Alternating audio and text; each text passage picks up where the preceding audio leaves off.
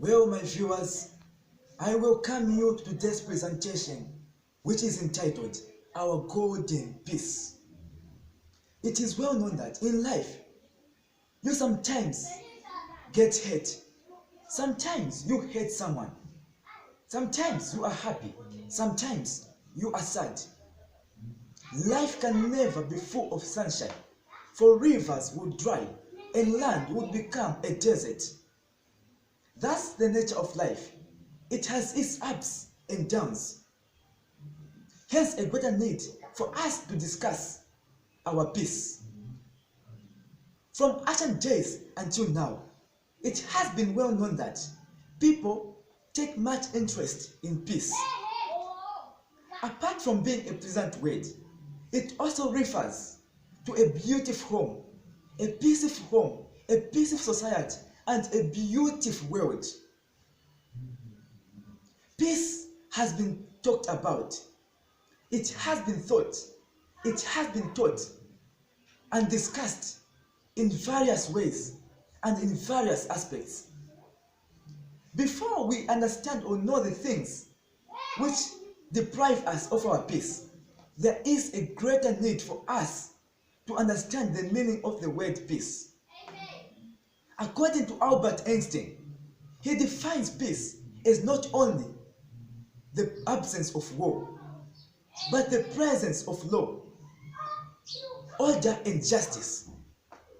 According to Martin Luther King, he defines peace as freedom of people, the well-being of people and nations, and respect for human rights. And according to Baruch Spinoza, from 1633 to 1677, in that period, this was one of the most famous philosophers who ever lived in the 17th century. He defines peace as a virtue, a state of mind, a disposition of confidence and justice. He took much interest in the state of mind and in virtue.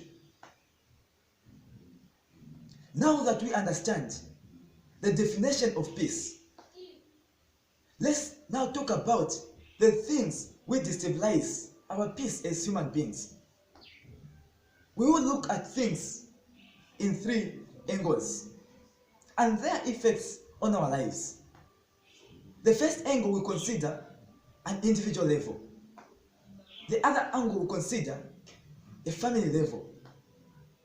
And the last angle we'll consider an organization level. At an individual level, there are so many things which destabilize your peace. One of the general things that destabilize your peace is fear. At the present, there is a disaster of coronavirus, which has destabilized the whole world because everyone fears of contracting the disease. Our hearts are disturbed and we are never at peace. There are so many fears that each individual has. Some people fear to try out new things. Some people fear to fail. I wonder why fearing to fail before you even fail. Some people fear things in the environment like frogs, snakes, and the like. Another thing that destabilizes our peace, it is uncertainty. When you are not sure of what is yet to happen next, your peace is destabilized. I may give an example of a student who writes an examination and then doubts his answers. Because of that uncertainty and because of that doubt within himself, the heart will be emptied of courage. Doubt and fear comes in, filling the vacuum. Hence the peace is deprived. Another thing that disturbs our peace as human beings, it is our attitude. How you react to circumstances surrounding you. How do you behave with everything that happens in your life. I may give an example of rejection. This is just a practical example. Imagine you have reached an extent of getting married. You are now looking for a marriage partner and you face rejection. The way you react to that rejection may end up destabilizing your peace. If you say, "Oh my God, I have lost that beautiful lady. I will never find anyone like her," that will totally disturb your peace. Your mind will never be at peace because of that attitude, because of that reaction to the challenge. But if you react happy like, it's fine, I'll find another one, there are a lot of them in the world, your peace will surely not be destabilized. Another thing that disturbs our peace is perception, the way you perceive life, which is dependent upon your experience. Some experiences present to us negative stuffs of life.